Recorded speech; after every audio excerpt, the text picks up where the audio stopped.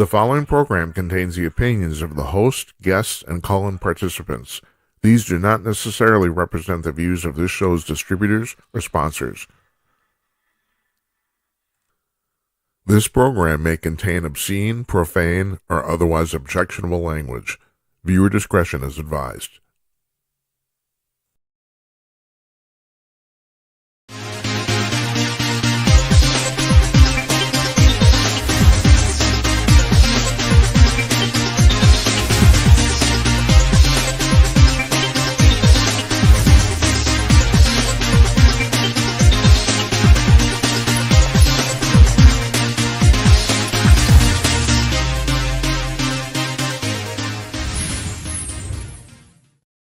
Yes, we're doing it again. Who would have thunk it, huh? Coming to you with fiber. Not that kind of fiber. Fiber optic cable.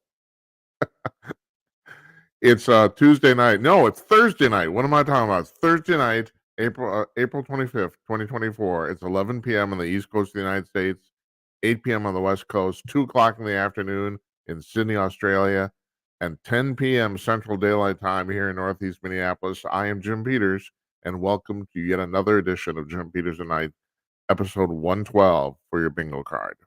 Okay, so what I was talking about, it says in the intro, "Coming to your cordless," which has a nice alliteration to it. But yeah, we got fiber optic cable put in our studio here on Monday, and it's working damn well. Gotta say, I uploaded an audio file to somewhere, and it went so fast. I thought something was wrong, but no. I'm thinking, oh, that's the way it works. Holy shit, that's good. That's good. Okay, so what do we got going on? We got it going on here. You know that if you watched this show before. First of all, I'll tell you what we don't have going on, and I'm getting really pissed off about this. Blog Talk Radio has crapped out on us again. This is the 5th time this month.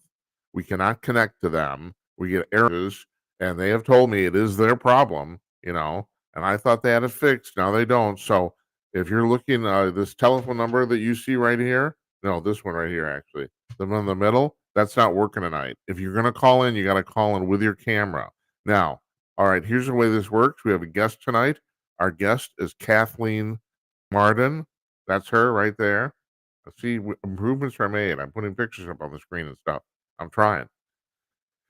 So she's a UFO researcher, and her claim to fame is she was the niece of Betty Hill, of Betty and Barney Hill fame, who got abducted by aliens in 1961, basically the first documented abduction in American history. And she became a UFO researcher because of that. She'll talk about it. She was 13 years old at the time. How do I know she's going to talk about it? We pre-taped this in the afternoon. So it's really fascinating. You gotta stick around and listen to it and watch it. And also, I want to thank all of you.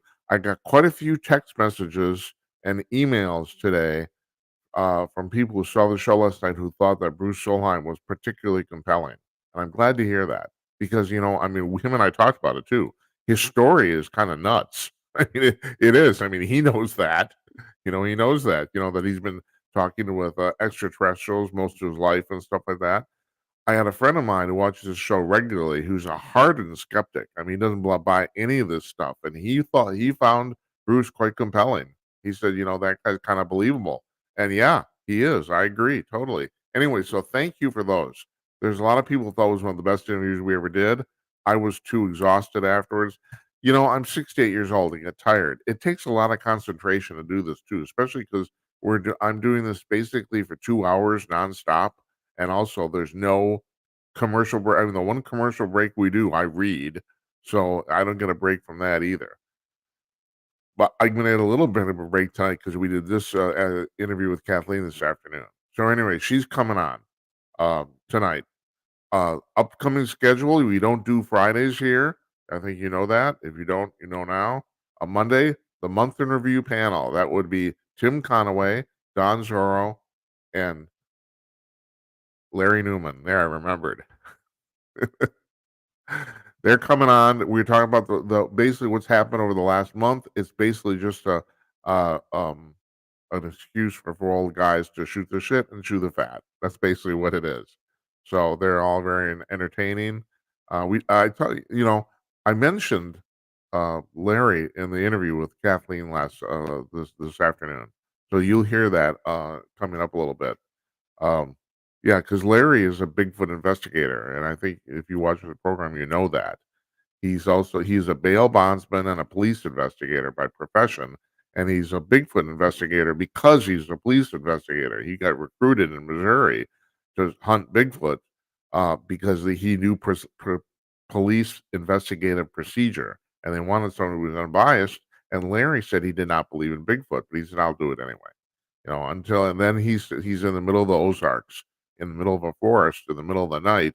It's pitch dark, and he's looking through an infrared camera, and he said he watched a family of Bigfoot for an hour, and that changed his mind.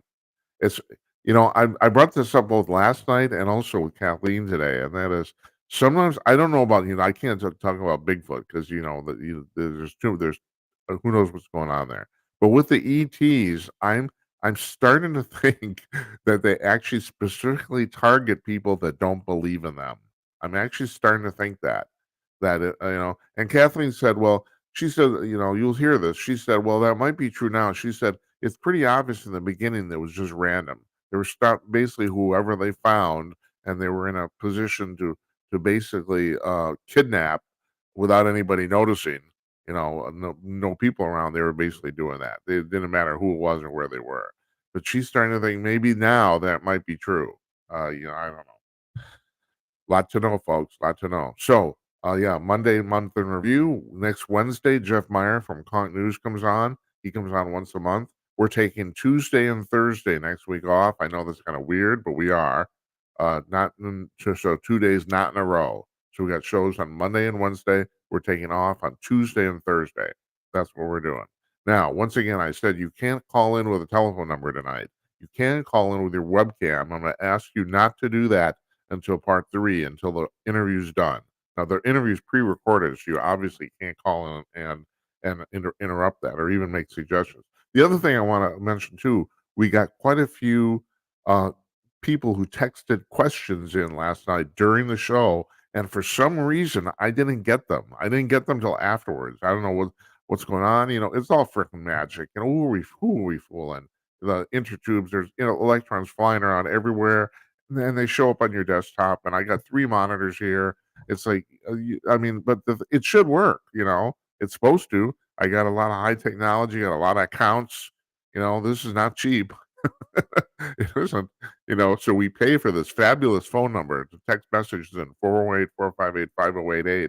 And also on top of that, I don't know if you know this, 408 is the area code of Silicon Valley. So, double points. But yeah, people texted in several questions, and I never got them during the show. I don't know why. So sorry about that. Think he's a regular caller. He texted questions in. Dialord did. He's a regular caller. So sorry about that. If you're listening, my apologies. But I texted both those guys back today. Because it was just and also a couple other people too. So, you guys talking about Kong News. Okay, that's this right here. This is the front page of Kong News in real time, and I just loaded this up. Now, I haven't looked at the news in 2 or 3 hours before you start the show tonight, and I load this page up manually before we start, so I always look at it ahead of time. You notice in the top middle column, it says that King Charles is very unwell and they're planning a funeral. I did not know this. So maybe you did, but breaking news there more or less. And man, am I tired. Do you notice this? I'm so tired of this. Don't put the goddamn breaking news banner up if it isn't breaking news.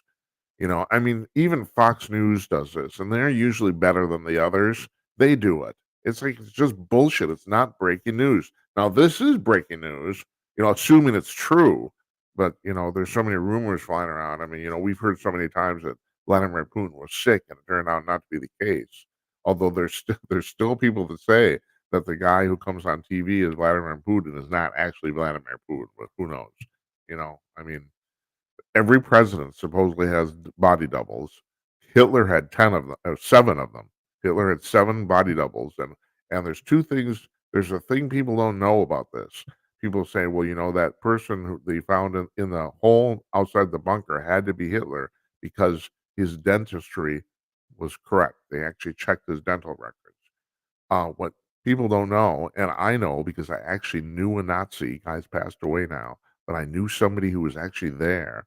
He told me, "Oh no, the 7 body doubles that Hitler had, they changed their dental pattern to match Hitler's. They actually had work done on their mouths so that their mouths were identical. So in case that happened, people would think it was Hitler. So that's all bullshit too. Anyway, and yeah, I know the guy was a guy. I know for a fact the guy was a Nazi. I know it's a very very long story. He lived here locally in Minneapolis, and he did not hide his past. Matter of fact, he made money. He gave speeches and stuff. Uh, he did talks about working with the Nazi regime, and yeah, and he told me that. He said, no, the body doubles, their dentistry matched Hitler's too.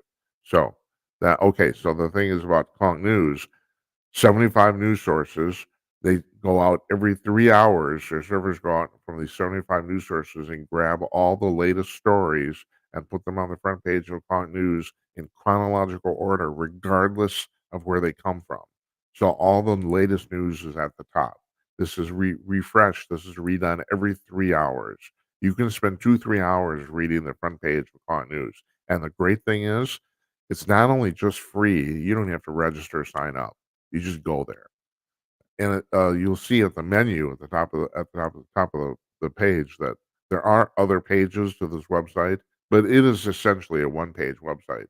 And Jeff Meyer has no problem saying that too. He wants to remind people of that. So you can spend 2, 3 hours reading this at 10 a.m. You can go back at 3 o'clock, and most of it has changed. Now the stuff that hasn't changed is all pushed to the bottom of the page. So it's a fabulous news source. If you're a news junkie, you can't do better than this. Trust me, I check this all the time. I check it to put our show together. This is a great, great news source, completely free. Don't even have to register. You go to conk.com, conk.com to look at Conk News.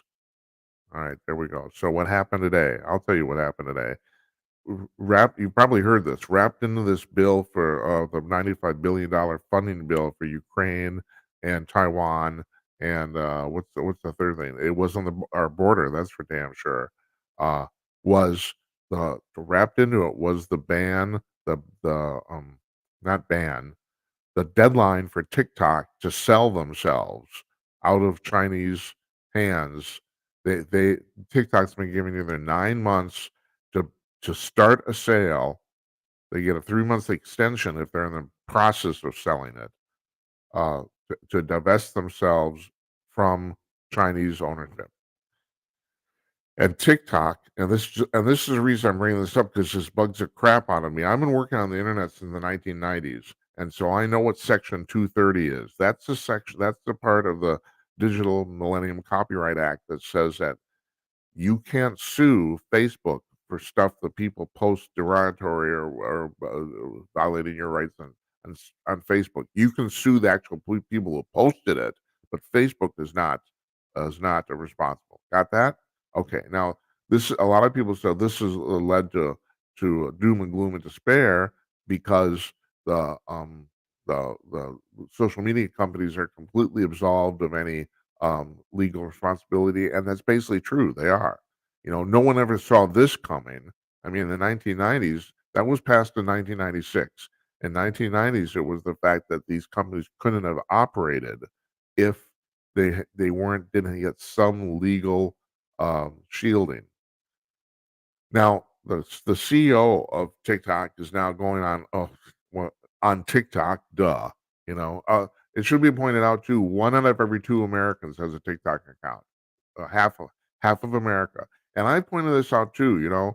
One of the reasons TikTok is so popular is because it runs really well, and I don't mean like updates or I don't mean technically. I mean it's very very well laid out, and it's very easy to participate in it. So this is a problem. Okay, so and once again, the Chinese have done this too. They've taken something we invented, social media, and they've done it better than we have.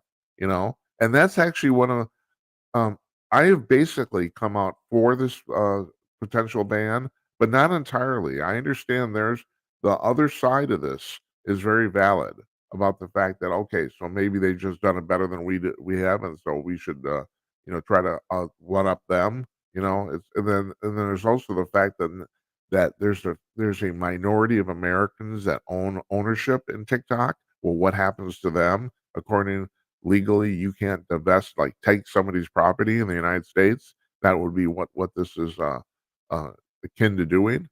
And and so there's a lot of reasons we shouldn't do this. A lot of people think it's gonna set a bad precedent. I all that's legit. I'll tell you what isn't legit is First Amendment issues. The CEO of TikTok, and the thing is, this is a problem, and this is the problem I'm talking about this because this is also what's going on in campuses in the United States, and that is all our social justice warrior children are fucking idiots. They're idiots. So the CEO of TikTok goes on TikTok and he says, we're standing up for your First Amendment rights and our first. You don't have any First Amendment rights on TikTok. That's part of what Section 230 is all about. So it's a private company and they can post or not post anything anybody sends them. There's no First Amendment issue here at all. None. You can't have it both ways. You're either shielded from legal responsibility or it's a free for all and you're not. And you can't just, this really bugs the crap out of me. I mean, of all the reasons we shouldn't be doing this to TikTok, First Amendment issues are absolutely not one of them. You have no First Amendment rights on TikTok or on Facebook or on Twitter or anywhere. You have to understand this. These are private corporations. They're gatekeepers to their own products and services. And if they want to kick you, I mean, this is really actually one of the problems is that a lot of them are not playing fairly. But how do you get around that? That's also the dilemma right now. The reason Section 230 existed. Like Twitter before Elon Musk took over. If you were conservative, you basically, you got banned, or or the best example is the whole Hunter Biden laptop thing, where the New York Post, the oldest newspaper in America, got their account suspended because the social justice Twinkies working at Twitter did not want this news to get out because they thought, oh my God, Biden might lose the election. That might not have been a bad idea actually if Biden lost the election. We'll see what's going to happen now. But yeah, so it's a two-edged sword. You can't claim that you have the right to do this. That is, indiscriminately ban people, and then say, "Oh, it's the First Amendment, First Amendment issue. You can't shut us down." Fuck you. You're wrong. It just bugs the shit out of me. So meanwhile, see, and I'm so bugged. Breitbart is reporting that the Peacock streaming service run by NBC and Comcast lost, and this is not an annual loss. This is for the first quarter of this year, January, February, and March. They lost $635 million. Over $500 million they lost in 3 months. Nobody's watching television. That's the reason. The problem here, excuse me, Jerry Seinfeld's been going on. He did an interview recently. This made the news where he said the quote actually is the movie industry, the movie business is over, and he's right. It is. First of all, you got these streaming services, and they're all trying to distinguish themselves from each other by commissioning original content. Problem: the vast majority of this content is stupid and sucks. That's the problem. You got very few. Um, really good original shows. Uh, the the I saw the top 10 list of stuff streamed over the last year. This is for 2023. Only two of the shows were original. All the rest of them were old stuff from standard traditional television. Friends, what's another one? Uh, you know what I'm talking about. But the number one rated original show was Ted Lasso, which was really interesting because that's on Apple TV, and Apple has a very small footprint relative to the other services. So now, and I do have to, we have to basically excuse Netflix from this conversation because Netflix is the only one of these companies that's making money. Netflix is doing very well, and I don't know if that's because their the content they commission is better, if they just have a better catalog of older stuff. I mean, I think Friends is on um, Netflix and Seinfeld is too. So you got that. But these companies are not doing well at all. Now, I've explained this before, so you have to understand how this works.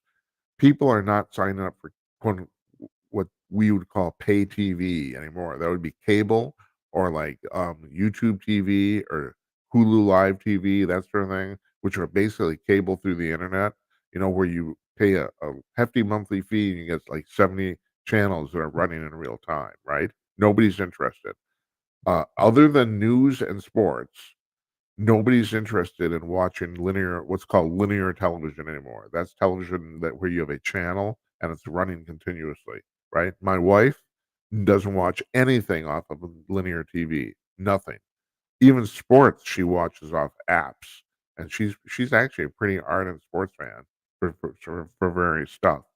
And she watches like she signs up for Big Ten Plus, that sort of stuff, SEC Plus, which are called OTT, which means over the top. So they're only distributed via apps, but it works and people do it. So so you have so now you have nobody and also there's just a deluge of content. I mean, Christ Almighty, there's so much new stuff and nobody to check it out. I mean, somebody some of it a little of the stuff is pretty good. I've been hearing about this show called Three Body Problem, which I can't remember what season that terrible. I can't remember what service it's on. But we've had like Think, a regular caller here, and other people have said who texted and called the show, said the show's really good. Also, Fallout, which is, if I'm correct, is about the life in America after a nuclear war. I think that's what it's about. I don't watch any of this stuff. I have to say, I basically don't. Other than comedy, I don't watch any fiction television anymore, and I'm not. I don't have any problem saying that. I when I was young in my 20s, I made a decision. I made 3 decisions that turned out to be very good for me, and one of them was I didn't waste my time reading fiction.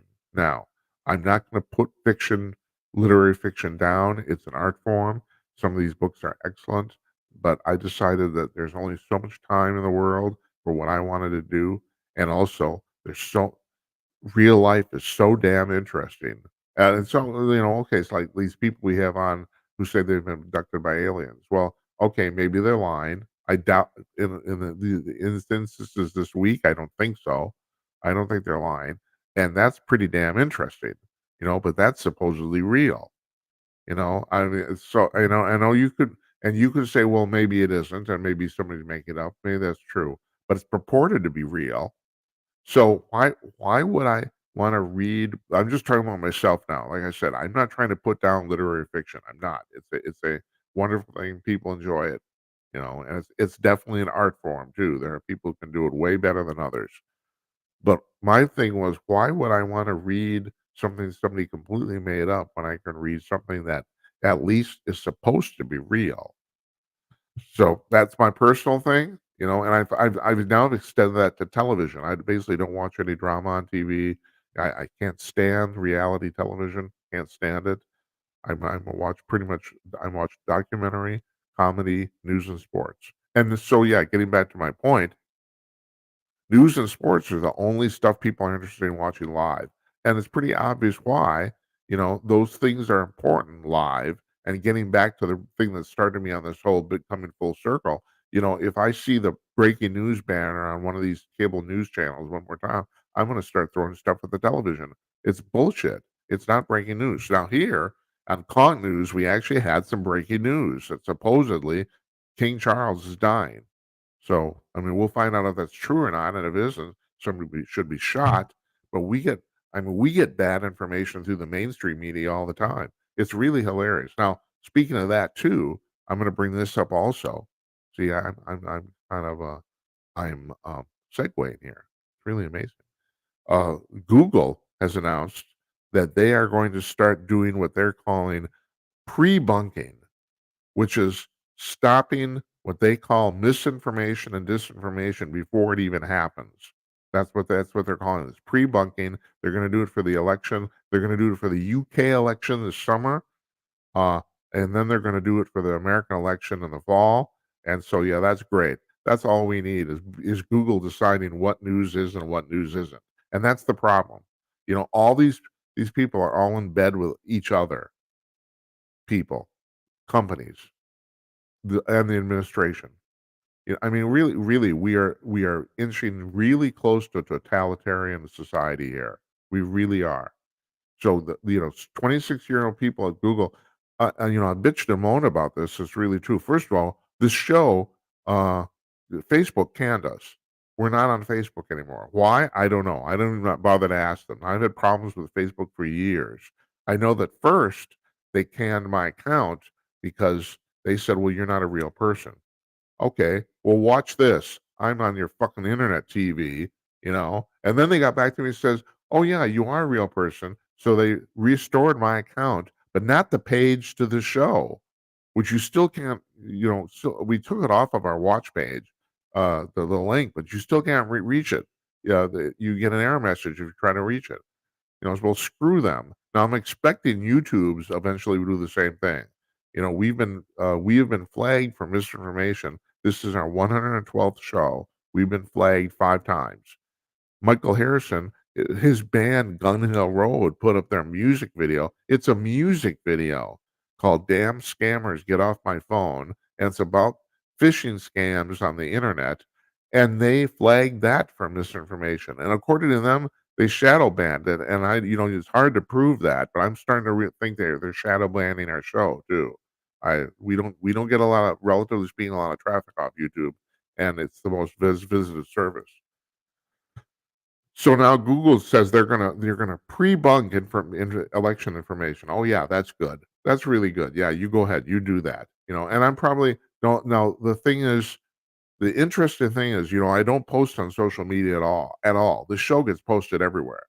And we have accounts for the show. We post the show right now on 5 video platforms and on Blog Talk Radio. Well, not tonight, although I will do this. We were off last night too. I did the same thing. I manually uploaded the audio file so that we have our podcast feed runs off of Blog Talk Radio too. I'm sure I'll do that again tomorrow. But we're on 5 different video platforms, and um, what was my point? I don't even know. This just pisses me off. Yeah, Google. Yeah. Oh, I know what I was going to say. That they have not yet mastered, although they will shortly. I know that where they're scanning the audio of these video shows like this to to find out what is being talked about. That's technically possible right now, but they're not doing that on a mass scale yet. But I'm sure with AI, within a year or two, they'll probably do that. And at that point, if I'm talking about climate change bullshit, they will. Well, I mean, maybe they're doing it already, because that's the primary thing we get flagged for here. Is what they call climate change denial. And if you haven't watched the show before, here's where I'm coming on that. Global warming is very real. It's not being caused by humans. That's the thing. The temperature of the planet's rising. No scientist disputes that. What they do dispute is whether humans are actually causing it, and it's pretty obvious from the scientific evidence that that's not true, or that we may be contributing a little bit. And the other thing is, and this is the thing that really bothers me about the news. Everything's either or, black or white. We're stupid little children. You know, Global warming or climate change caused by humans may not be real, but pollution is. People talk about CO2. CO2 is not only completely harmless, it's the environment needs it. I mean, if Patrick Moore is on this show in October, and if you listen to him, and I know others have said the same thing, we actually are on a low point on CO2 right now, not high. We don't have enough. I mean, it's 400 parts per million at the present time. If it goes below 150, we all die.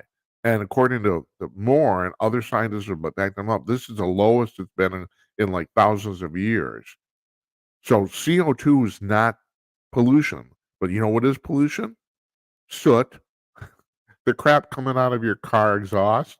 I mean, there. No, that's the kernel of truth in there. Nobody wants a dirty planet, and also, uh, soot, if you want to call it that, pollution, does actually create a little bit of a greenhouse effect, but it's not CO2. It has nothing to do with CO2 at all. Matter of fact, CO, keep making the CO2. We need more CO2. But the crap that comes out of your now we've gotten really good we've cleaned it up immensely in the last 40 years in the United States. We're the only people that have though.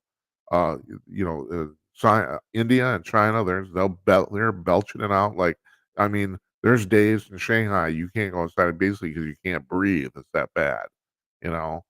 So anyway, that's the primary thing we've been flagged here for. So I know they're running some sort of a transcription algorithm that's actually picking up what we're talking about because I do not think humans are reporting this or flagging it over there. So, I mean, it's started, but it will be very common within a year or two. And then we'll probably be fucking banned everywhere. Who knows?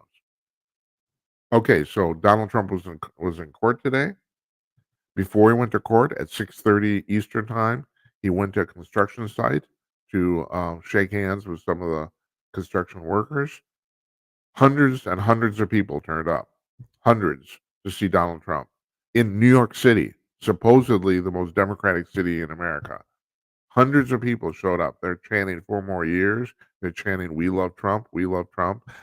And the amazing thing is the Teamsters, along with this um, appearance, the Teamsters have announced that I want to make sure I got this.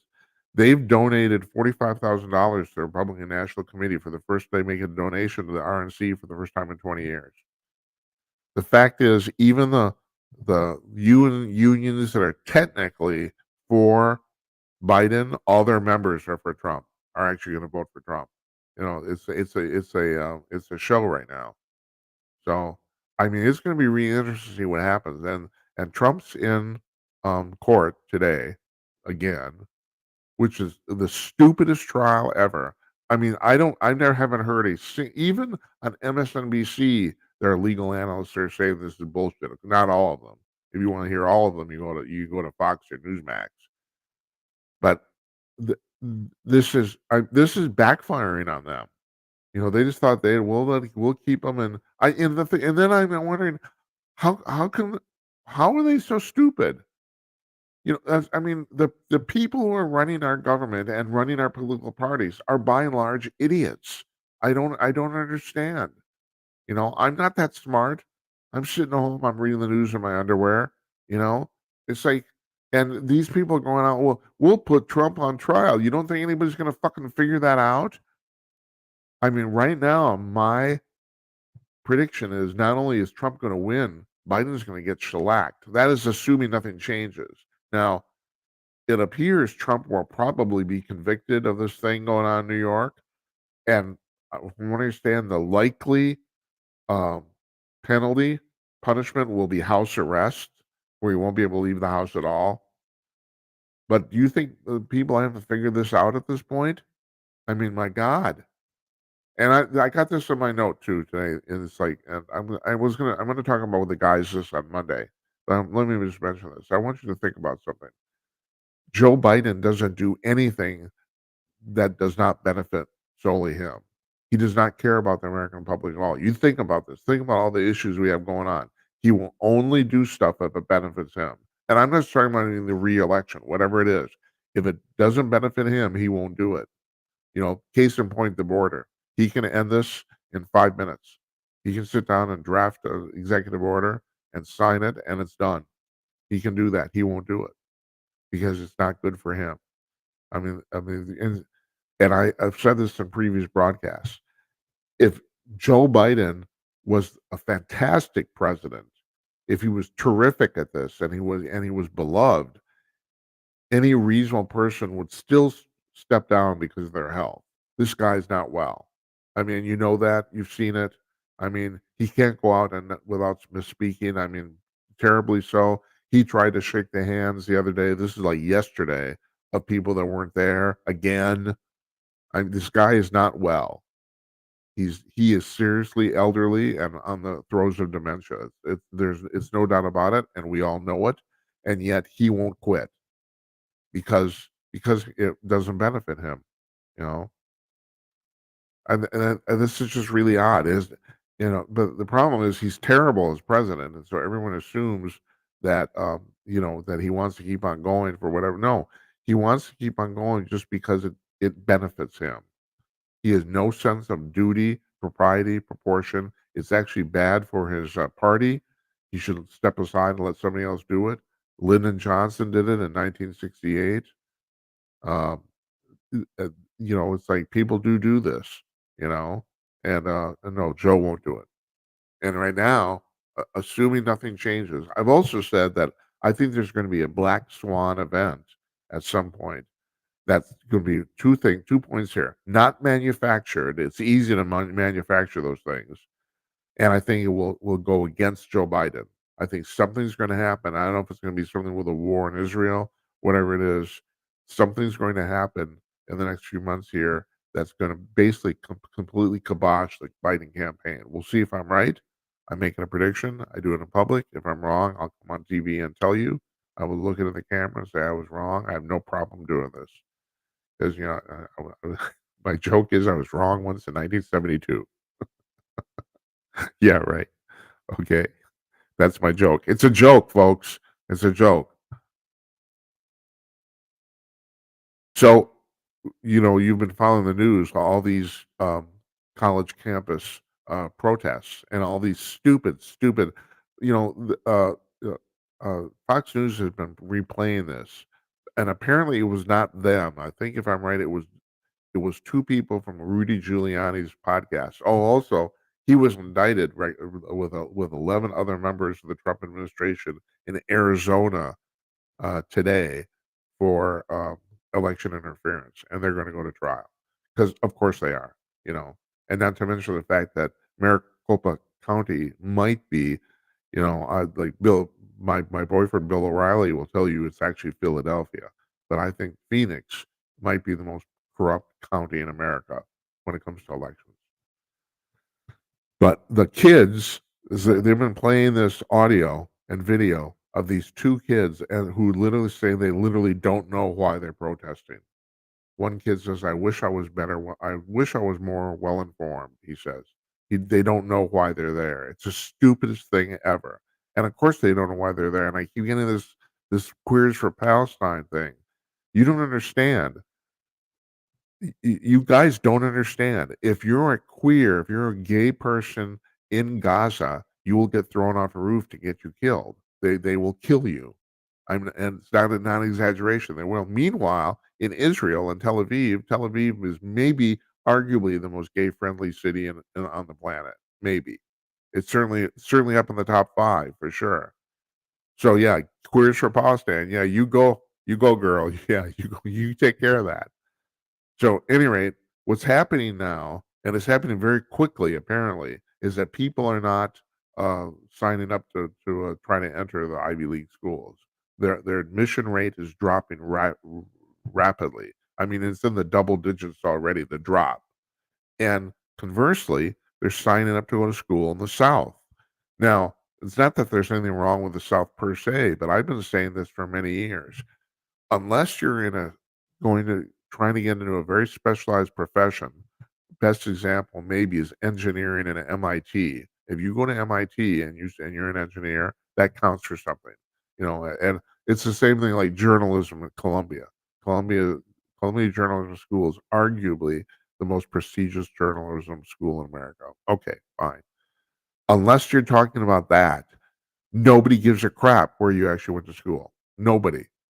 Now, I'm a college dropout. I went to the University of Miami, which when I went there, I was very lucky. I went on a full ride scholarship. Uh, and when I went there, it was in the 1970s. It was the single most expensive college in the United States, and also, also it was also voted by Playboy magazine the best party school too. It was, yeah, I saw that. But I bring that up because I did not graduate. And no, in my entire career, I mean, I list on my resumes, I will put down the fact I went there. I never list that I graduated. I never list any degrees. No, nobody's ever asked me about it, ever, ever. In 40 years, 45 years, I've never been asked about it. And this is true for you too. You know, I don't know if you ever saw the movie Fargo, but they make a joke in there about Normandale Community College, and that's of course here in the metro. Fargo takes place in Minneapolis. And Normandale has what you would call, for lack of a term, a questionable reputation, but nobody cares. Nobody cares. You go to Normandale Community College, it's a 2-year school. You know, you get your associate's degree from there. You put it on your resume. Nobody gives a crap. You know, where'd you go to school? You won't get asked. You'll just as asked, did you go to school? Did you go to college? You know, that's the only thing you really asked anymore. So my advice to you, you know, like you're listening to this, like high school kids are listening to this. Who am I kidding? I mean, this show's, you know, I was talking to somebody in the radio business the other day, and I actually realized that I don't think we've ever had a female caller on the show ever. I mean, we've done 112 shows since July of last year. I don't think a female's called up once. So, you know, it's like, oh, you're old pervy men. You know, that's who the show is for. You know, but my point is, go to the cheapest school possible. You do not have to, incur these giant, loans. You don't have to do it. Uh, uh, and and even if you know, you gotta be honest with yourself too. If you can get into MIT, that doesn't even mean you should go. And Kat Timpf was talking about this on Gutfeld the other night. She wouldn't say which one, but she said she was accepted to an Ivy League school, and she didn't go because it was too expensive. She went to Hillsdale College. They gave her a full ride, and yeah, that's the way to do it. She came out of school with no debt at all. So did I. You know, even though at the time I was going, debt was simple and, the interest rate was 2% or something like that. But y there's you know, you have to be really honest with yourself. Alright, so you're going into engineering, okay, and you got accepted into MIT. Are you gonna blow this place up? Are you that good a student? You know? I mean, for a lot of people, the answer is no. So, I don't know. That's my advice to you. Like, you're gonna listen to me, the old pervert in Minneapolis sitting on the internet TV. And finally, before we go off to our interview with Kathleen, the economy sucks. Regardless of what Joe Biden tells you and the administration tells you, not only is it suck, it's getting suckier. We have stagflation now raising its ugly head. Um, the GDP growth for the first quarter was a measly like I think it was 1.2%. It was less than half of what was expected. I mean, and, John Carney comes on, Kudlow on, Fox Business the other day, and he says that, what's really killing business is the Biden administration's had more regulations on business overall than any other administration in history. He said 5 times more than Obama did, and Obama was bad. I mean, they're strangling the American economy with their, regulations and also with their legislative bullshit. Now, I don't you know, if you can't figure this out, let me just tell you, the reason we have inflation is because they printed a massive amount of useless money, and everybody who knew this was gonna happen. Everybody they were told, they were warned over and over again. I remember they weren't all warned so much, I'm surprised they even did it. But, you know, "No, no, no, no, it's gonna be okay," or, "No, no, it wasn't okay. It's not okay." You know, in California, eggs cost $7 or something like that. It's not okay. It isn't okay at all. Stop telling us that it is. And this is the really terrible thing is they're basically telling the American public, you know, well, you don't realize how good you have it. You know, the economy is actually great and you just don't know it. That's bullshit. That's complete utter bullshit. It's another reason these people should be voted out. All right, finally, I was going to do this at the end of the show, but I want to do it now before we even start this. So, Bruce Solheim was on last night. Kathleen Marden is on tonight. Their stories are very similar. Both of these people say they've talked to extraterrestrials. Both of them. Like I said, was very compelling last night. He's obviously, like my friend, the skeptic, said, it's very obvious he's not crazy. He's a highly accomplished guy. He's been a college professor for 26 years. It's plainly obvious he's not crazy. And he says he's been talking to extraterrestrials. I would like to think, although she's a little older, that you think the same thing about Kathleen too. And age doesn't really figure into this. I don't know why I brought that up, because I think maybe uh, whatever. Let's just leave it at that. But here's a message both these people have. And I'm talking to them both. I read both their books more or less simultaneously, and they were so similar in content that I had a hard time keeping track of what was in what. But I'm going to bring this up because I think this is the moral of the story here, and that is, and I've talked about this before, and usually at the end of the show, but I want to talk about it now. Love each other. Both of them have brought up the fact that the ETs have told them that love triumphs all, and you can't be negative about stuff. Now that's difficult because, like I was telling Bruce the other night, on the one hand, I want to be positive. On the other hand, to keep standards high, I think you have to be highly critical both of your own performance and that of other people. If you're doing a task, like for example, this. I mean, I can, you may not surprise this because I come off as a goofball, but I'm relentlessly critical of my own performance.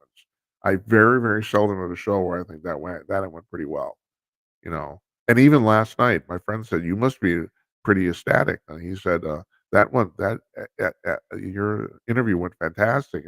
And all I noticed is the faults. But the thing is, I think you have to do that because you have to keep standards really high. It's really important. This whole equity thing is complete, utter bullshit. And the thing is, it will drag our society into the depths if we don't abandon it, especially mission critical applications like medicine, aerospace.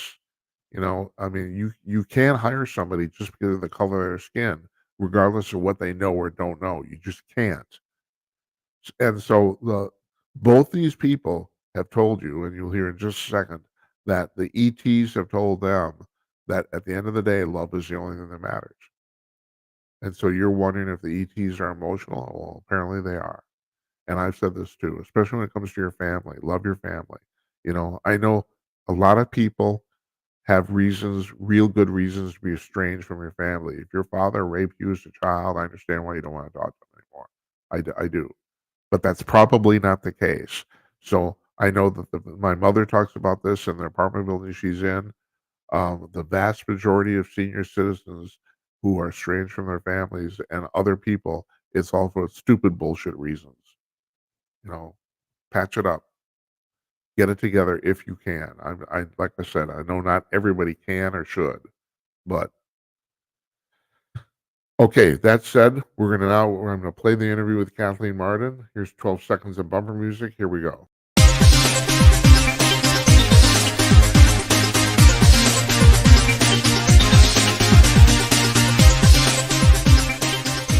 Joining us from her home in Florida, Kathleen Marden, author, UFO researcher extraordinaire. Hi, Kathleen. Hello. Thanks for joining us. It's a pleasure to be with you.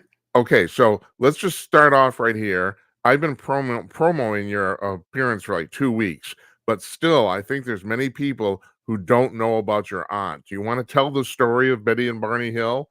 This just starts on September 1961, right? That is correct. My aunt and uncle were returning home from a short vacation to Niagara Falls and Montreal when they were in upstate New Hampshire, and a UFO first looked like a star-like object, but then later swooped down and was within 100 feet of their vehicle above the highway. My uncle had to stop the car directly in the front of the road and in the middle of the road. And he got out of the car with his binoculars, looked up at the craft. He was a confirmed skeptic. He did not believe this was possible. He stepped back for a better view. And when he did, the craft moved to an adjacent field, and he followed it down the road and into the field. There he looked up and he saw entities that he described as being somehow not human looking back at him. All of a sudden, all but one turned and walked to what appeared to be a panel. Their arms went up. And when this happened, little fin like structures began to slide out from the craft with little red lights on them, and something started to drop down out of the bottom of the craft. We know today that that is sort of a carrier beam that absorbs the human when it strikes them. And Barney became so terrified that he tore the binoculars from his eyes, breaking the leather strap in the process, and went screaming back to the car, telling Betty they had to get out of there or they were going to be captured. As he was entering the car that he'd left running, the interior lights on, the door open, he noticed that the craft was heading in his direction. Within a few seconds, he and Betty heard a series of code-like sounds, buzzing sounds striking the trunk of their vehicle.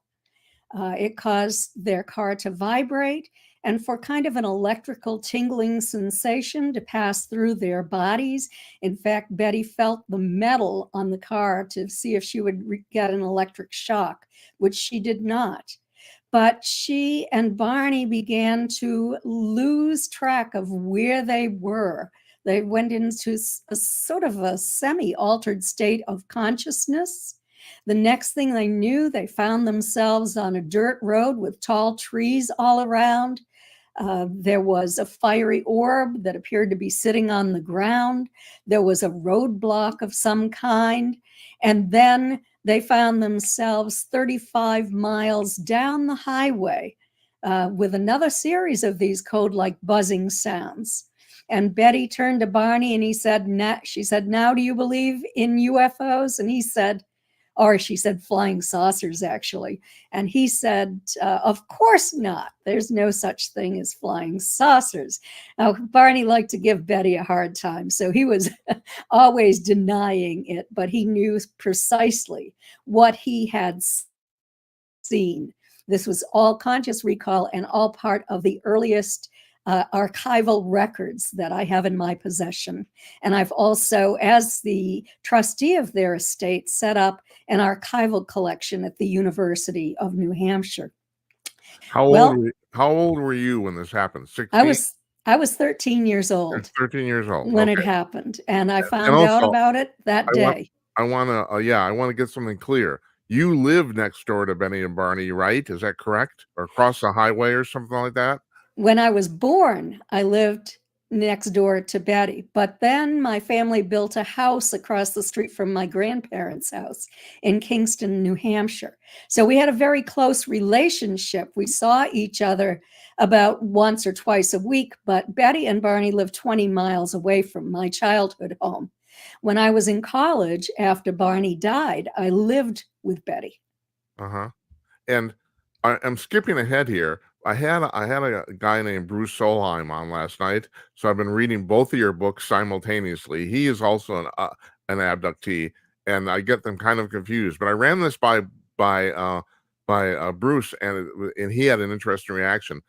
As far as Barney not buying any of this, now you've been studying UFOs like for 40 years now, or something like that.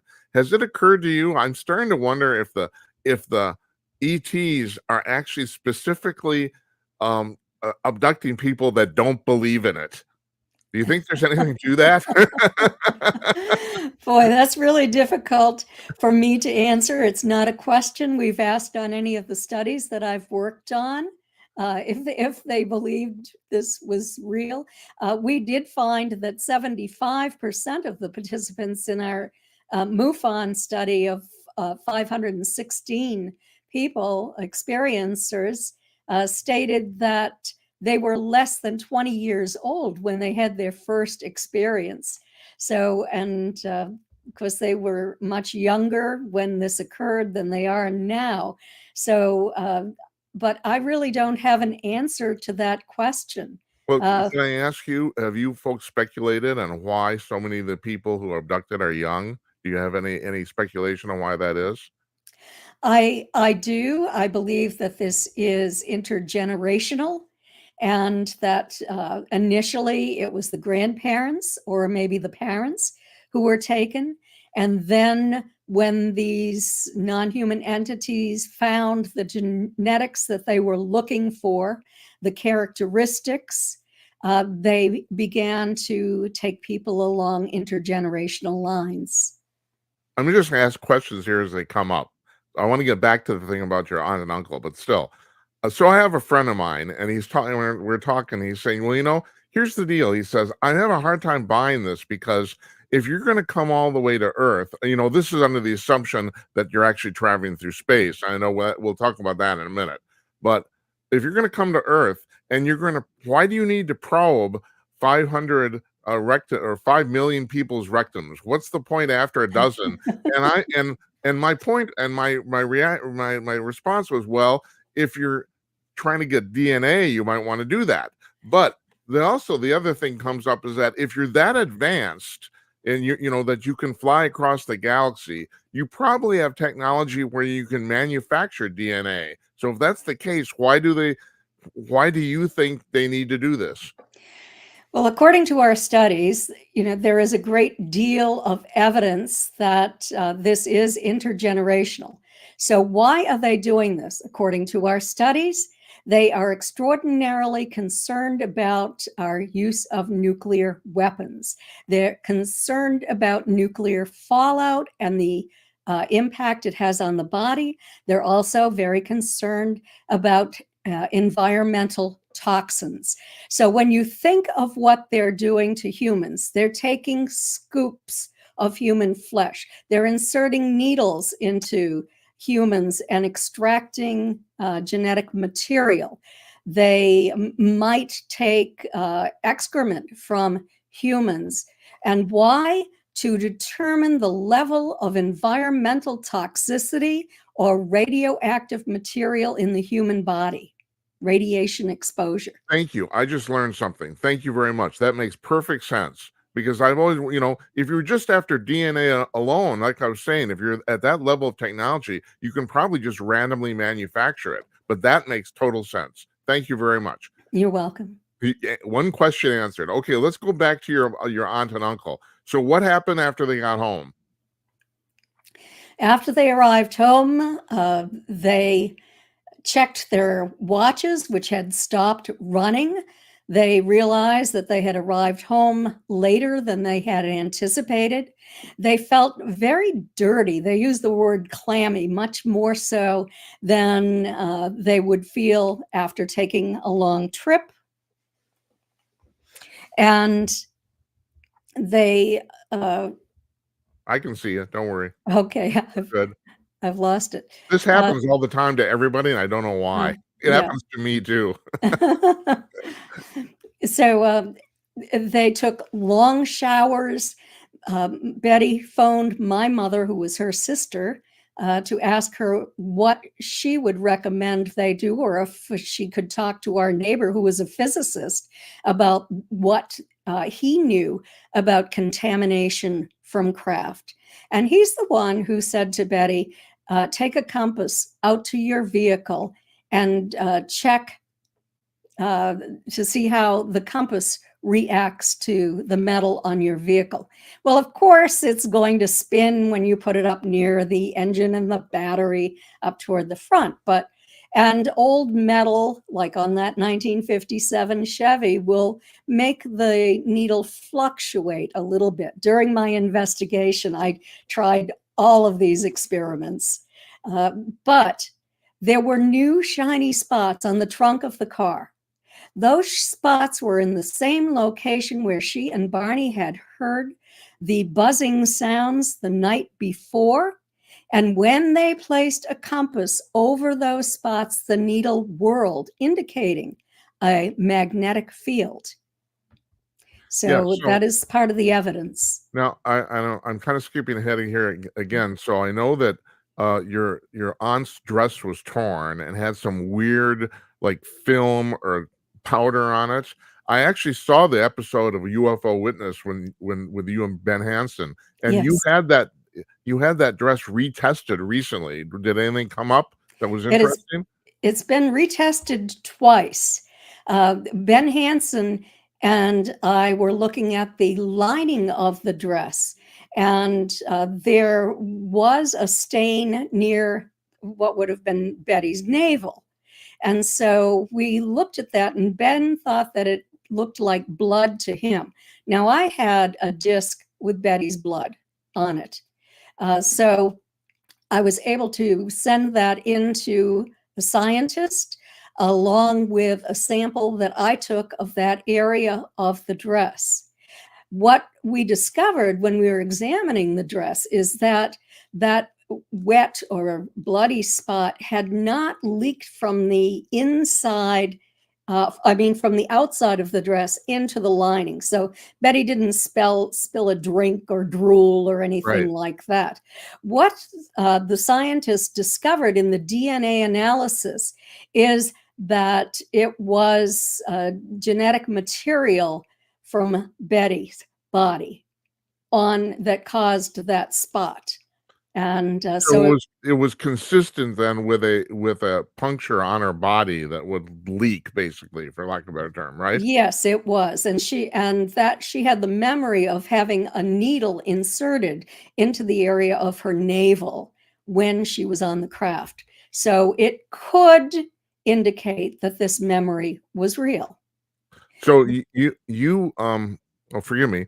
My impression is that shortly after this, your aunt and uncle were having basically emotional problems, right? They were not doing well. More so for my uncle than my aunt. My aunt had a series of 5 dreams. They occurred in the morning just before she woke up, sort of hypnopompic dreams where she had memories that were consistent with their consciously recalled information. And then filled in was some kind of maybe fantasy information as well. This is common where people can actually do that as they're working through trauma. Now, Barney was the one who always wanted to just forget about this. He felt that harm could come to him if he ever spoke of this. So he and Betty made the decision they would never tell anyone. But then the scientist, not the scientist, the chief of police recommended that they report it to Pease Air Force Base. And they did phone Pease Air Force Base the following day and made a report to Pease. And then Betty took the first book out of the Portsmouth Public Library that she had ever read on UFOs. And there was an address for NICAP on it, the National Investigations Committee on Aerial Phenomena. And so she wrote to NICAP, and in that letter, she described the flight pattern of the craft, the erratic flight pattern. She even drew the erratic pattern. And she also described figures who were dressed in black, shiny uniforms that Barney saw as he was standing in the field, and that these terrified Barney and appeared to create a mental block, and that he could not get beyond this fearful experience of observing these men standing in the road. So Was there some sort of screen memory involving that too? Like, for example, did Barney think there were first like policemen or something like that? Did I read that somewhere? Or am I mistaken? I've your been wrong mistake. before. Well, Barney and Betty both wondered initially if what they saw in standing in the road was maybe police officers, some kind of accident had occurred ahead, they were being stopped. This this was their sort of prosaic explanation for what they might have seen for just before they were actually captured and taken to the craft. And more information was brought out through hypnosis with Dr. Benjamin Simon. In their conscious recall, they remembered the roadblock Yeah. as well. And they returned to the White Mountains time after time, looking for that location, hoping that if they found it, it would jog their memories Did they? and they would know what happened Did they next. find it? They eventually did find it, but not until after they had completed their hypnosis sessions with Dr. Simon. So how did they end up at Dr. Simon? Like, were they referred, or how did that happen? Barney received a referral because he was so traumatized by this that he ended up developing bleeding ulcers. He spent time in the hospital. This was a life-threatening condition, and he was referred to a psychiatrist because traditional medical treatment did not cause his condition to recede. This psychiatrist was talking to Barney, and Barney talked about how he and Betty were driving to the White Mountains to try to find this spot where the craft appeared to be sitting on the ground, or the fiery orb, and where they saw the roadblock. And he referred Barney to Dr. Benjamin Simon, who was a neuropsychiatrist who had been a military colonel during World War II, who was a psychiatrist, a neuropsychiatrist, who set up a psychiatric unit at the Mason General Hospital on Long Island. And Dr. Simon became famous because he had developed a form of deep trance hypnosis and a methodology to work successfully with veterans who were returning from the front with psychiatric problems that were translated physically in their bodies. They might have been blind, but were not physically blind. Yeah. They might have been incapable of walking, whereas there were no physical injuries that would prevent this. This So is he what we was, call post-traumatic stress disorder, right? Now, that's part of it, but also conversion hysteria, when the emotional is converted into the physical.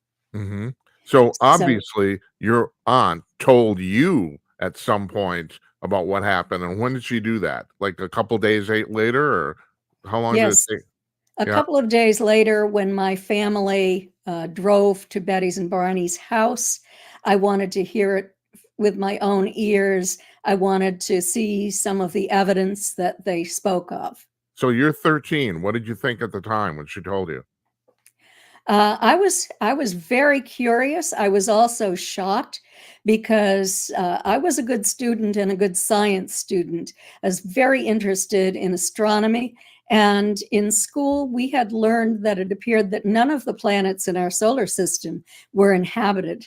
And I wasn't even looking beyond our solar system. So I don't know um, what Well, at I that did point not know in what to think about 1961, this. we didn't know anything beyond the solar system. That was it. You know, Right. I mean, So yeah, so so anyway, we, yeah. let get back to Dr. Simon. My impression is, as far as the UFO stuff, he didn't buy any of this, right? Uh, well, I can't say he didn't buy any of it. I can say that he was skeptical of it, yet he was very supportive of Yeah, Betty and Barney. He did not want to see him harmed. No doctor right. wants to see the patients, his patients harmed. He wrote to Betty and Barney that they would have to wait for science to determine whether or not this was real. He did not want to look at the physical evidence, even though there was a great deal of physical evidence, and also all of their files, the documented records from that time to frame the Air Force records. So he Well, treated them successfully. Kathleen, But you've been involved in this quite a while now. In retrospect, in 1961, there weren't many people that were reporting abductions, even in ICAP, were there? no, there were not. In fact, NICAP had a record of not taking any abduction reports seriously. Because And they didn't believe them, or Yes, they didn't believe it was Right. possible. They Right. didn't even believe that UFOs could be occupied. So Really? Walter Webb, who was the NICAP investigator, went to Betty's and Barney's house anticipating that he was going to be investigating a close encounter report.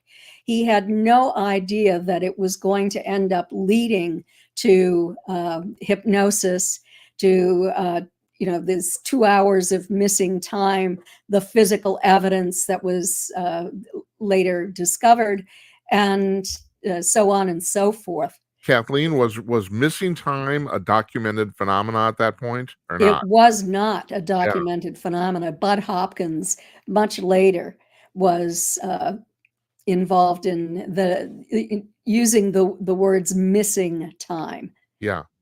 So how many sessions did Betty and Barney do? I know they did them separately with Dr. Simon. How many different hypnosis sessions did they have? Do you know about? I have 10 recordings, 5 Uh-huh. with Betty, 5 with Barney, with Dr. Simon, and he reinstated amnesia at the end of each session. And I've heard some of the recordings of Barney. It's you can't overstate how terrified he is. I mean, it's scary just to listen to, let alone experience. I mean, it's unbelievable. I don't know.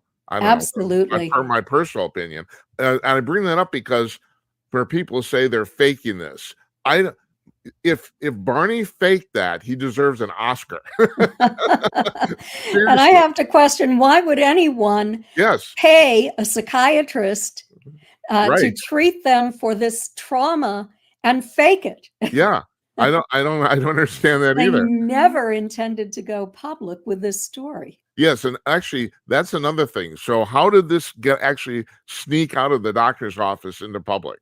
How did that happen? I have a letter from John Luttrell, who was a newspaper reporter for the Boston Traveler. He was an award-winning reporter, actually. He contacted Betty and Barney in 1965. This was the fall of 1965. And someone had spilled the beans and had informed him about their case. He wanted to interview them, and they refused. They said they did not want him to write about this. He needed to forget about it. Betty and Barney had prominent reputations in the Yes, state of New Hampshire, they did. working in the civil rights movement, in politics. She was a social worker. He worked for the post office, etc. So this could only harm them. But John Luttrell, I must say, I was angry with him for many years, but as I carefully read through his reports, 5 days of articles in the Boston Traveler, beginning in Hold late it. I have to stop you. Did he write about it basically without their permission? Is that what Yes, happened? Okay. yes, he wrote about it without their permission. He had talked to many people, NICAP, Project Blue Book, Air Force officers. Did Simon talk to him? Dr. Simon refused to talk to him, as did Walter Webb, Yeah. the investigator who guaranteed confidentiality. Right. So But who was left then? Who talked to him? well, there was a woman. Her name was Laurie D'Alessandro, and he mentioned her in the letter that he wrote to Betty and Barney. He had been speaking with her. Then I later learned that he had been speaking with many people who were UFO investigators who Mhm. knew about this case. And I don't know why they violated confidentiality, or if they actually thought that they now had permission to speak about it. So, But they did Kathleen, speak with him. forgive me, but in retrospect, it turns out there were other people on that highway that saw the UFO, right? Isn't that correct? There were. In John Luttrell's initial articles, he had found 6 witnesses to the UFO in the same location at the same time that night. Later on, he wrote a letter to my co-author on captured the Betty and Barney Hill UFO experience, Stanton T. Friedman, a nuclear physicist. And in that letter, he stated that he had found 12 to 14 witnesses, all separate, not all together, separate locations. And they saw this craft in the same location where Betty and Barney were driving at the same time on that night.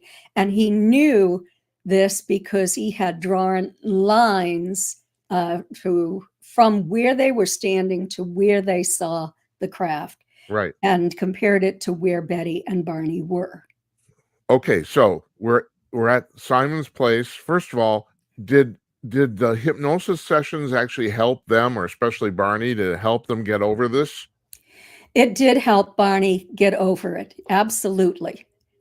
He was feeling much better The about it. impression is that the impression I get, I think a lot of other people, that your aunt was in such a sense of wonder, she didn't really have to get over it. Is that true?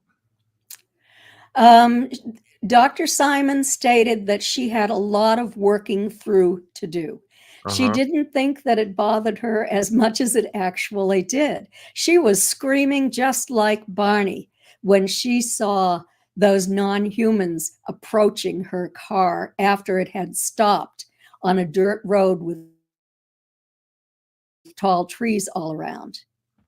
Yeah, supposedly, from what I think I've heard the tape where she's recounting them putting a needle in her navel, and she's screaming bloody murder there too. It's unbelievable. I have a hard time listening to this stuff. It's really, really traumatic. I mean, it's obvious these people went through enormous trauma, and like you said, no one's going to pay somebody to fake that. That just doesn't happen. Right. And imagine being a relative of theirs and having to listen to it time and time again. I transcribed all of those hypnosis tapes for comparative analysis during my investigation of their case, and it was extraordinarily difficult. I wept through it I believe it. as I believe they it. experienced this. Okay, so now we get to the money shot, and I've been promoting this because your friend Stanton Friedman, who I said, and I've said many times while he was alive, was arguably the most respected UFO researcher on the planet. I think that's partly because he was a working physicist too. I think that led Yes. a lot to what he knew a lot about what was going on. Oh, hey, I gotta ask. I have one question I've always wanted to ask him, and of course I can't now. So maybe you know the answer. Try me. Was he under any security clearances where he couldn't talk about stuff he actually knew? Did he know more than he could actually say? That's my point. Well, he was under a Q clearance when he was working as a nuclear Right, I physicist, know that. That's and why he I was a consultant at Wright-Patterson Air Force Base yeah. for a time when he was living in Ohio and working in Cincinnati, Ohio. So he would go up to Dayton once a month. So he was working on like top secret nuclear space projects, Did you nuclear ever ask him applications if for he knew space. more about the UFO thing that he could actually say? That's actually what I wanted to know. Did you ever ask him? Yes, I did ask. Let me put it this way. I asked questions and he would say, I cannot answer you. Oh, so he did.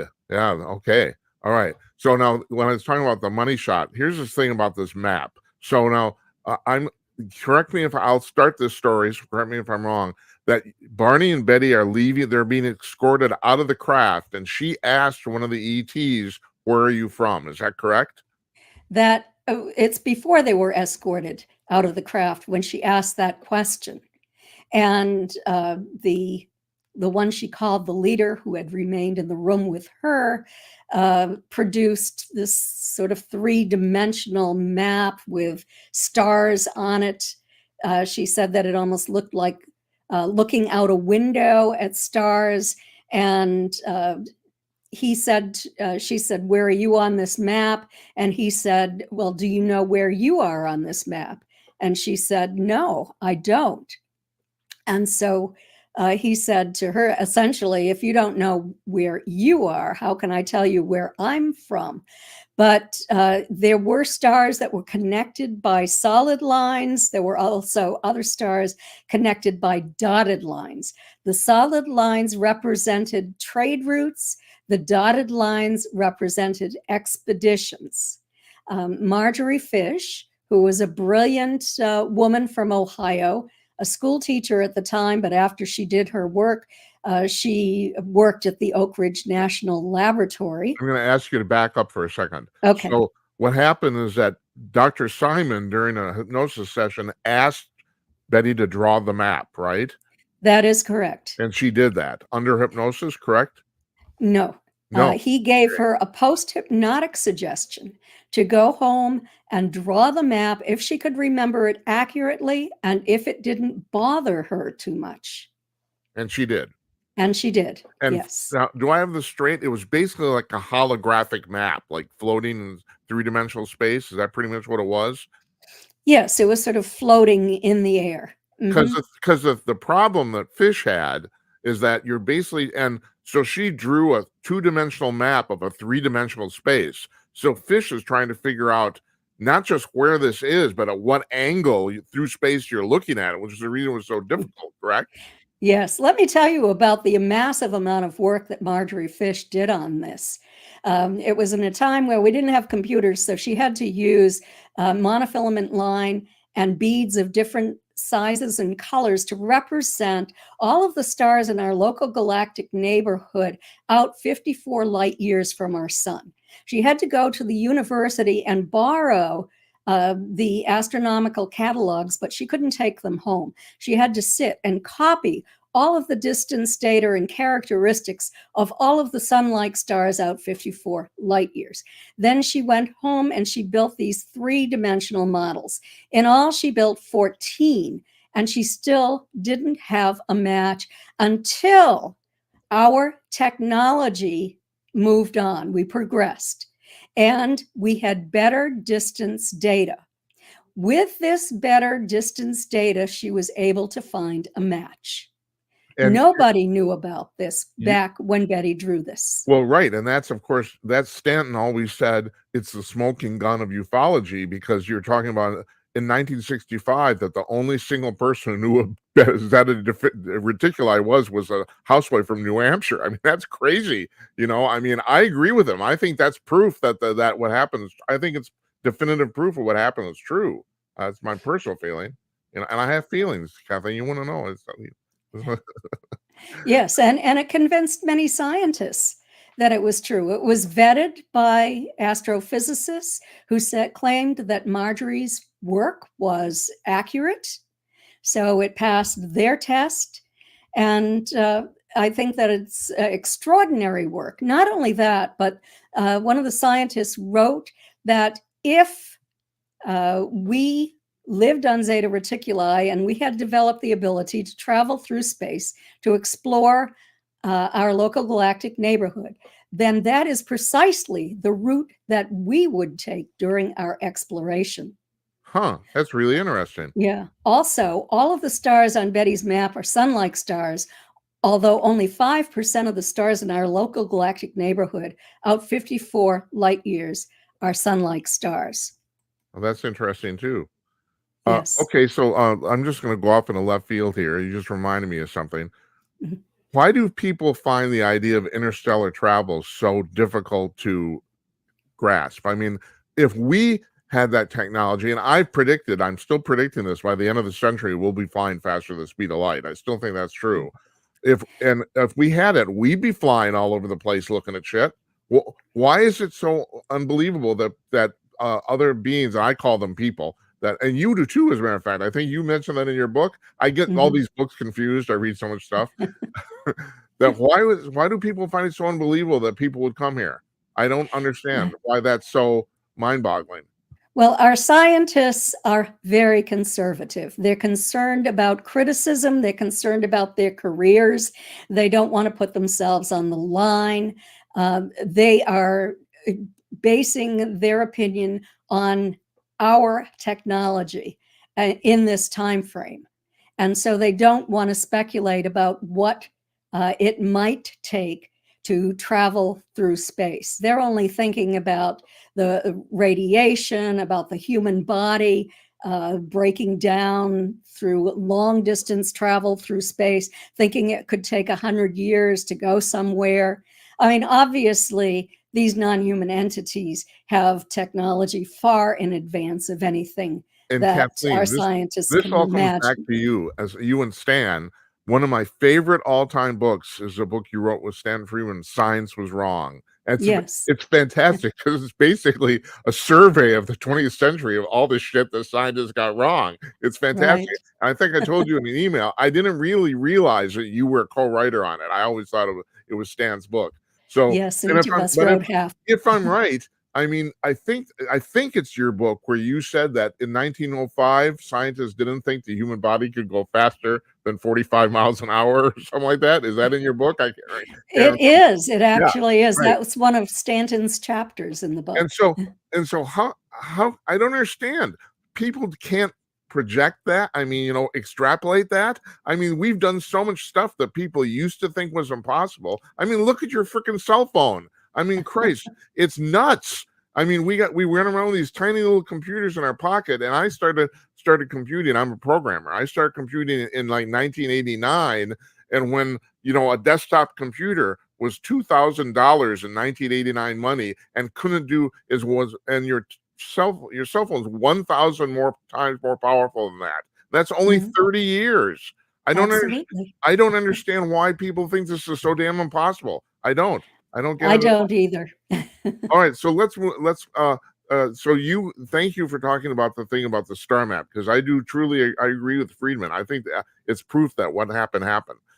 You talking about risking your career, and I read your recent book, Forbidden Knowledge.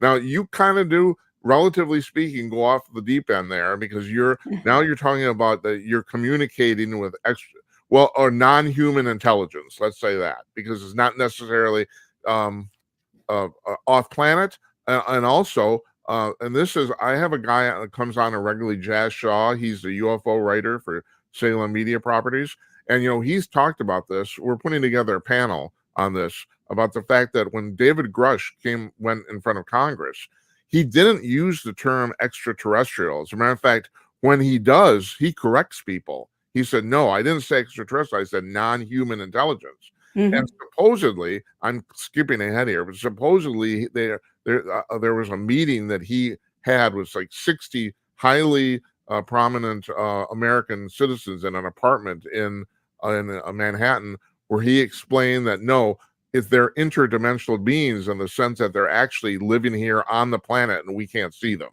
and which is kind of, I mean, if you didn't say that, you certainly implicated it in your book.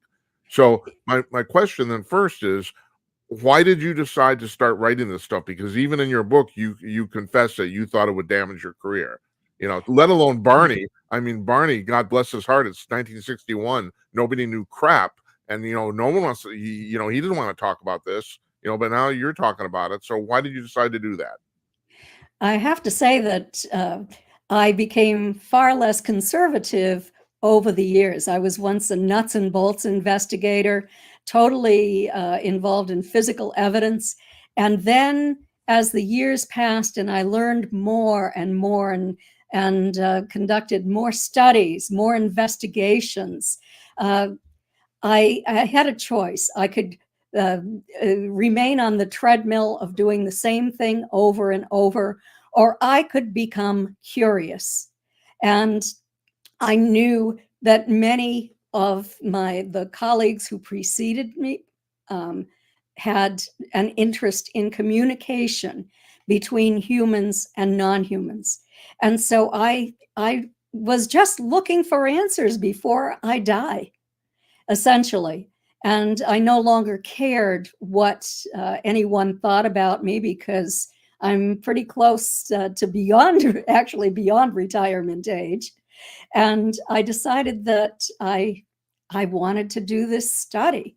Uh, Admiral Herbert Knowles' uh, granddaughter had given me a packet of information. Now, my aunt and uncle knew Admiral Herbert Knowles. In fact, he gave them support. He was a rear admiral in the Navy, retired when they met him. He was also on the board of directors at NICAP.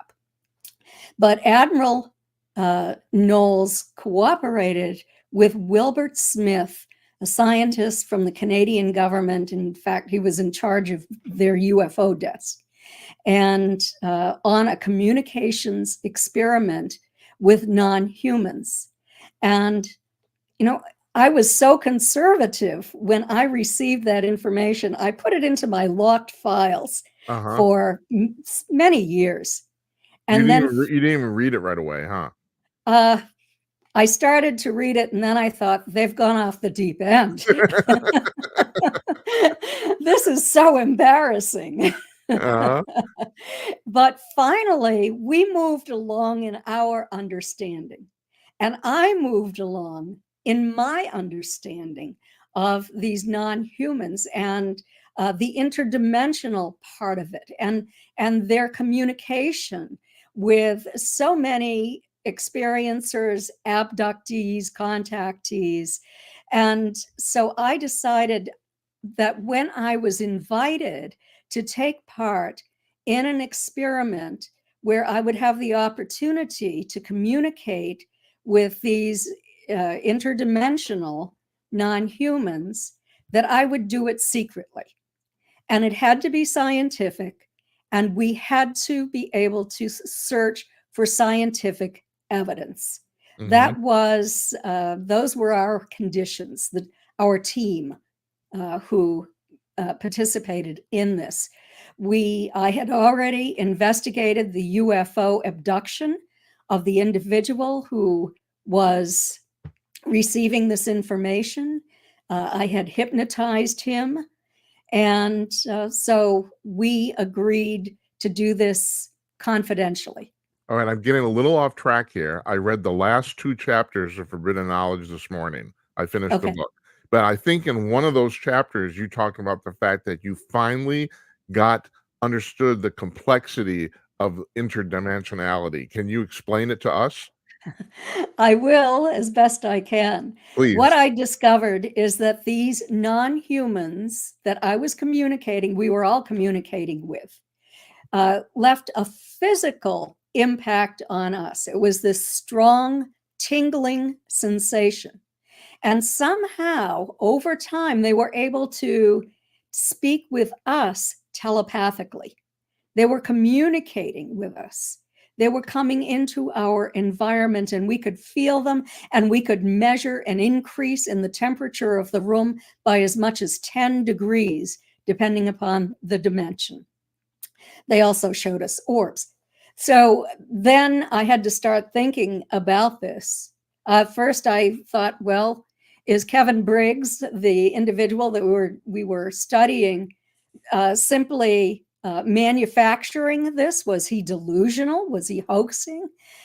We discovered he was not. He was as honest as could be. I want to stop you a second, because I thought one of the things you put in the book, which I thought was really, really good proof, is you said at some point, the 4 of you figured out how, you were instructed or figured out how to talk to the entities directly, and you went home and all 4 of you asked the same questions, and you all got the same answers back, which I thought, well, I mean, you can't, so what are the chances of that happening by chance? I mean, so Yes. I thought that was pretty compelling.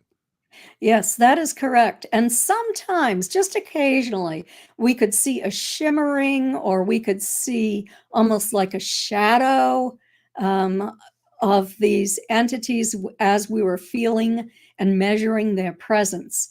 So there was a little bit of that there too, but they do not reside in our dimension, and they find it extraordinarily difficult to show themselves in our dimension. So I think that probably, ETs do show themselves in our dimension when they are abducting individuals, either with their little robotic types, or, maybe, but I can't say for certain, the living, breathing types as well. Kathleen, I've come to the conclusion, I'm wondering if you agree, that some of these extraterrestrials are actually flying here. They're not all interdimensional. Is that what you think too? I agree, because as you go out into space, if you go far enough, you cross the dimensions. Yeah. And so it would make sense that these individuals are interdimensional, flying here in craft using some kind of advanced science. They could set up bases nearby, bases under our waters, deep under our oceans, maybe even inside our mountains or underground, where they're off the radar for the most part. So all of these things are possible. I'm going to take a second here. I'm kind of a physics nerd. So the way I understand this interdimensionality works, and the reason it's so mysterious to people, according to string theory, we live in an 11-dimension universe. Humans can only perceive 4 dimensions, and we're mentally, conceptually incapable of seeing any more. So if you're living in the 5th or 6th dimension, you could be standing right next to me and no one would ever know. And that's kind of the way this works. And conversely, there was an episode of Star Trek where this happened. If you're where they visited, where they ended up crossing into a 2-dimensional universe where everything's basically would be completely flat, but that would be real. And that's exactly how we kind of would look to them. I mean, it's hard. I know. The reason it's hard is because you literally can't imagine it. But you said something in your book that I thought was really a great analogy. And you said, we can't see radio waves, but they're real. That's right. true. I never thought about that. That's fantastic. That's great. Yes, that's true. There's so much that we know is real that we cannot see. Yeah. Yeah. So, okay. Great. What do I ask you now? I did want to add something else about evidence Please. on Betty's dress. This is new. The University of Pittsburgh did a study on a little sample from the fabric from the front of Betty's dress, and they sent the report back to me stating that they found metals on Betty's dress with a very high melting point, rare to this earth, but abundant in the universe. And these are rare and expensive metals, and there's no prosaic explanation that they could think of for how those metals ended up on Betty's dress. Now, I can only say maybe they ended up there when the dress was dropped on the floor of the craft when it was removed from Betty, breaking the zipper in the process of removing it. Right. So, I just thought of this. So you spent a lot of years doing like what you call nuts and bolts research. Were there any incidences that you investigated that people maybe aren't familiar with that you thought were extremely compelling?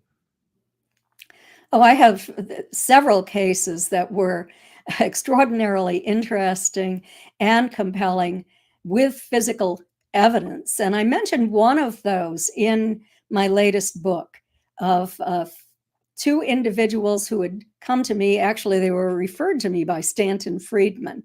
And he had met them at a conference. He was impressed by their knowledge of physics. They were presenters at the conference with him, not together, but separately. And so I agreed to see them. They came to Florida to meet me. And I was MUFON's director of the Experiencer research team in that time frame. They were paranormal investigators. They both had professional careers, well-educated. But as their hobby, they were doing this. They wanted to meet with a confirmed experiencer to do an experiment on his or her property. So I contacted an experiencer who I knew had been vetted. I had interviewed him. The military had interviewed him, other people, and everyone agreed that his case was real. So I arranged for them to speak with him. He agreed to permit them to go onto his property. They had all of their equipment set up, and they do this extraordinarily scientifically, very carefully. They set up a camera, Bell and Howell video camera with infrared in one part of the yard. They were in another part of the yard. It's 10 o'clock at night. They're holding equipment in their hands, no cell phones or anything that might interfere with what they're attempting to do. And they see what appears to be a craft next to the moon. It's star-like, and then it's coming in closer and closer and closer. And then suddenly, they're no longer holding the equipment. They're holding on to each other. They're weaving back and forth. They feel sick to their stomach. They finally locate their equipment underneath a bush and pick it up. They pick up their camera and go into the home. The experiencer's wife says, "Where have you been?" And he says, "Just out in the yard." And she said, "No, you weren't. I was looking for you. Do you realize what time it is?" It was 1 o'clock in the morning. So here they have at least 2 to 3 hours of missing time, probably closer to 2. And the experiencers drive home. They have a close encounter with a craft that passes the highway in front of them on the way home. They begin to look at their equipment, and they discover that their video camera has recorded a few seconds of non-human entities coming in on 2 sort of indigo colored pencil-like beams or laser point-like beams that cross the screen. And these entities drop off these beams. They're not entirely physical or solid when they drop off, but they become solid as they approach the ground below. There's one who's sitting on the ground, cross-legged, wearing something on his back, has something sticking up from his head that, close look, Have you I seen the noticed video? was an antenna. I have the video. I had an expert analyze the video, and I've also taken some frames from the video and enlarged these non-human entities. He's wearing some kind of antenna on his head. He's enveloped in a blue light. Suddenly, it lifts him into the air. He's riding on some kind of a chair. It's technological equipment. He's holding a blue light in one hand, and he's just turning back and forth, looking below, I think attempting to locate the 3 humans that were abducted. So there are others as well. There's one who was closer to the camera, standing up, wearing headgear. That's And incredible. yes, Are you an ever going to publish incredible these case. pictures? The pictures and the link are in my book, Forbidden Knowledge. There Oh, is the second edition, the link to the photographs. The experiencer has a copyright on the photographs, but she has them and the video on her website. So you'll find it in my book. that's fantastic. So, and I want to see that. I'm gonna look for that. Okay, you were talking in your book about the Council of 8. So Yes, now this was this gentleman Kevin Briggs, that's and correct. I will, for lack of a better term, call him a channeler, but maybe that's not what he is. But I'll call him that just for convenience. So he's in touch with these entities, and there's 3 of you. Your friend Denise Stoner, and who's the third person? Dr. Melanie Barton Bragg, Right. So, and Reverend you Doctor. get together with Kevin and you start talking to these entities. Now, in your book, there's about 130 questions roughly that you asked them. What were Mhm. some of the highlights, or what startled you the most about what they said? Oh, they taught us a lot about the dimensions and about consciousness. They taught us about life on our planet and how they had been here from the beginning of time. And they come back periodically in order to assist in our development. That they said that every major government on this planet is aware of their presence, but they don't want the public to know about it. The They governments don't, or the beings don't? the governments, Yeah. they said. They were willing to work with our governments to assist us in the development of peaceful technology.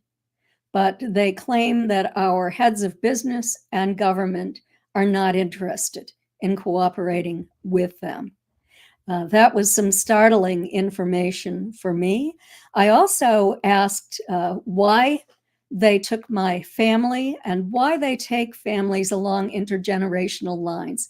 And they said that in the beginning, it was opportunistic.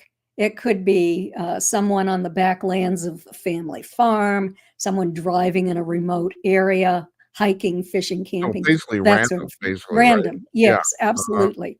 But when they found the characteristics that they were seeking, and these would be individuals who were capable of surviving the collapse of the environment on our planet, then they began to work with them along intergenerational lines, because the reason that they did this is so that they could observe and record the progress being made over generations.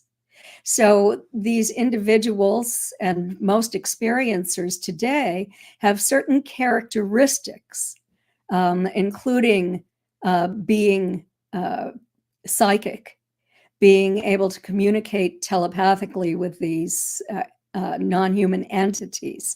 Hey, I gotta ask you this. Healing. Some people speculated that the telepathy involved by the, I'm gonna call them ETs, even though they may not be from another planet, that the telepathy might actually be either enhanced or actually caused by technology. Do you think there's anything to that? I think there's a possibility that that's one of the reasons for implants. Yeah. I don't know for certain about this. It's my speculation on the reason for implants. I believe that implants are also used to monitor the health of the human body, and that these experiencers who become ill are oftentimes healed by these non-human entities. Has that happened to you? Yes, it has. I wrote about it in the book. I requested healing, and after I had an illness that had a poor prognosis, and I was healed. See, I'm 68 years old, and sometimes I forget my questions. I'm sorry. That's no problem. I'm older than you. No, you're not. You're lying. You're lying. Oh, so what's in the future for you now? What are you gonna do? Write another book, or what are you doing? Well, Dr. Melanie Barton Bragg, Reverend Doctor, and I are doing a study, and we like to invite everyone to participate in that study. You'll find it on my website at Kathleen-Marden.com. We'll link And to all this stuff on our show blog, so we'll yeah, put all that up. Yeah. okay. And it's a study on religious belief and extraterrestrial life. Anyone can participate. You don't have to even believe in extraterrestrial life. So I don't have to really tell you this. There's a lot of people who basically say that are coming from this from a different place, but say the same thing you are. Just like I said last night, I talked to a guy named Bruce Solheim. He says he's been in touch with an entity named Anzar since he was a child, and Anzar says the same thing basically you were saying at the end of your book, and that is basically, as for lack of a better term, love conquers all. That and the other. Oh, I know there's something I definitely did want to ask you too. Why is there so much negativity in the UFO field? I mean, well, first of all, there's negativity in the world in general. I know that, yes. but what is the what's the conflict there? Or what's the struggle? Why does it exist? Dating back to the Robertson panel's decision to debunk UFOs, it was made in January of 1953. any credible cases of alien abduction or even close encounters with craft have been debunked, and the observers or participants have been treated as if they were nutty, that they were not credible. And so that was the beginning. And then you had your debunkers, as Stanton called them. Often in the research I've done, I've discovered that they're really disinformants, oftentimes working for an intelligence agency and do this as part of their job. So a lot of negativity came from that. Also, there are traditional UFO investigators, I used to be one of them, who are very concerned about our reputations and want to invite the scientific field, mainstream scientists, to investigate this. And they, being this conservative, have a negative attitude toward anyone who would do unorthodox research, which is this type of research that is frowned upon, communication with non-human entities, paranormal research, that sort of thing. So you basically said you think our government knows something about this, but I'm starting to wonder, our government especially, is so damn vast that I don't know if everybody in the government who's supposed to know about this knows about it. Do you have any thoughts on this at all? Oh, I have been told by a high-ranking military officer that all of this information was compartmentalized and is definitely not available to most members of the military, even. And, the idea of alien abduction is just beyond the pale, completely unacceptable, because it's something that our military forces cannot protect us from. So they can't admit to anything where they are helpless to do anything about it. So, that's another problem.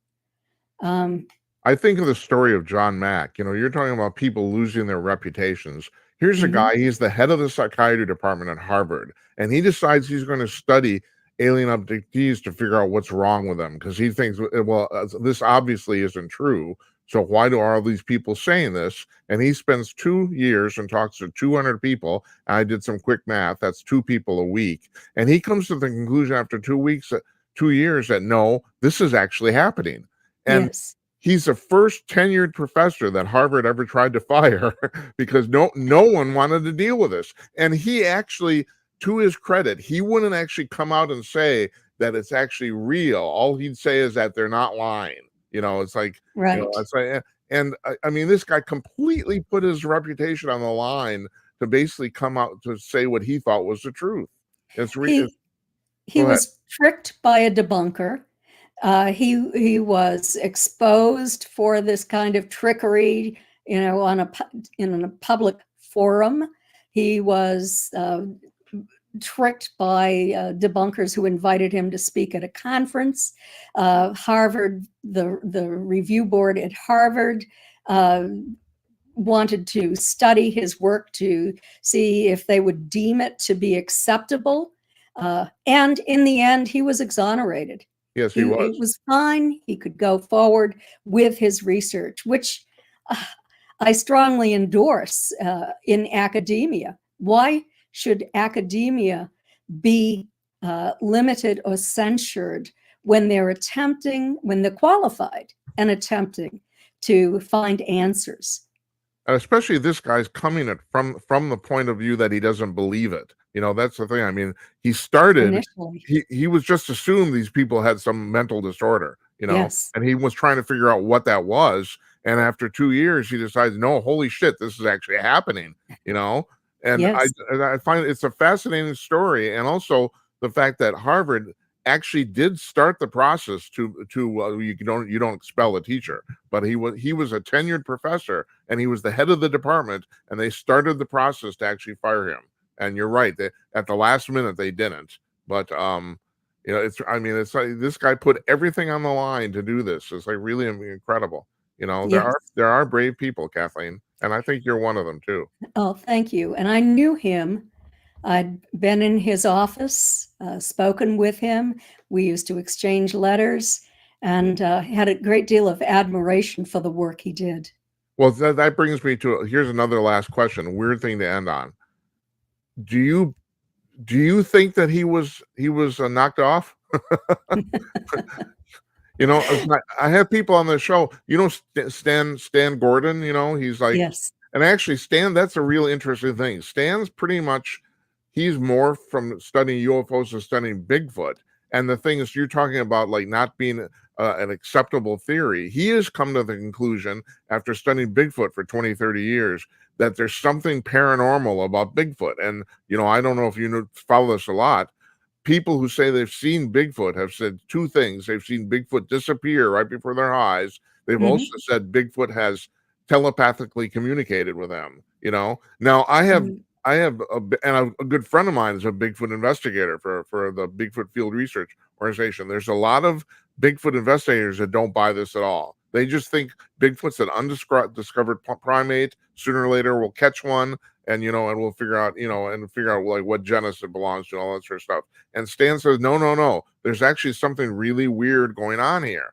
And so, and he is, I mean, he's put his kind of reputation on the line to do that too. I mean, you know, it's like, but you got to say what you got to say, I guess. But getting back to John Mack, I do not believe that he was murdered. I I made the same mistake when I was in England. I looked in the wrong direction. I stepped out, and I would have been struck if my husband hadn't grabbed me and physically pulled me back. It was late at night. He'd been at a dinner party. He just looked in the wrong direction. That's what we do in the United States, you and know. the reason I brought the thing about Stan Gordon up is because I don't know if you know about, there's a guy named John Hughes that worked at the radio station in Kecksburg, and he did this audio documentary that apparently a bunch of guys from the government told him, if you come put this out, we're going to hurt your family, and he canned it. And after about 5-6 years, he changed his mind. He started telling me, well, no, I'm going to do this. Screw it. And shortly after that, he got in a car accident and died. And I asked Stan, well, first of all, I didn't know this. So, you know, Stan grew up in Kecksburg. I asked Stan, you know, everyone's always assumed he knew John Hughes. He didn't. But he said, as far as he can tell, it was just an ordinary accident. You know, he doesn't think Hughes was knocked off either. But there are, you know, there's reports of people, even David Grush talked about people getting their lives threatened. And I mean, it's a nasty business. I am aware that people in this field are threatened. Yeah. Have you been threatened? A few times. Yeah. Well, you're still here, thank goodness. I'm still here. Yeah. Kathleen, we'll put your stuff up on our blog. Anything else you want to bring up before we go? I just want to say that if you visit my website, you'll see the conference that I'll be speaking at. I'm taking a leave of absence this year, so I'll be at only one conference. That's MUFON's conference in Irvine, Texas. And I will be working with experiencers on a very small scale, but attending the conference. When is that? That is July, I think it's the 13th and 14th. You'll find it on my website. And lots of articles on my website. Please take part in our study. It's going to be my next book that Dr. Melanie and I are writing. Great. Terrific. We'll put all that stuff up on our show blog at jimandnight.com, and people can, with all the links, people can go and look at it. Kathleen, I can't thank you enough. Thank you so much. It was a pleasure speaking with you. Yeah. You take care. You too.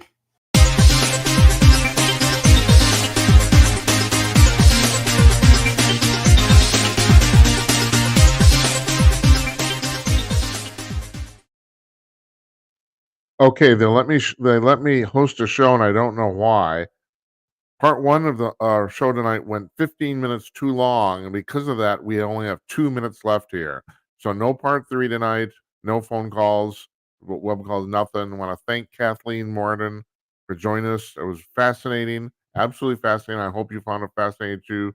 We don't do Fridays here, so we'll be back on Monday with our month in review panel, or we'll talk, and that's what we do. It's a talk show. you know, and God knows I don't have anything to say, but I'm good at talking. So, at any rate, I want to thank you folks for watching. Yeah, we got to butt out here because we're pushing 2 hours. We can't go over 2 hours.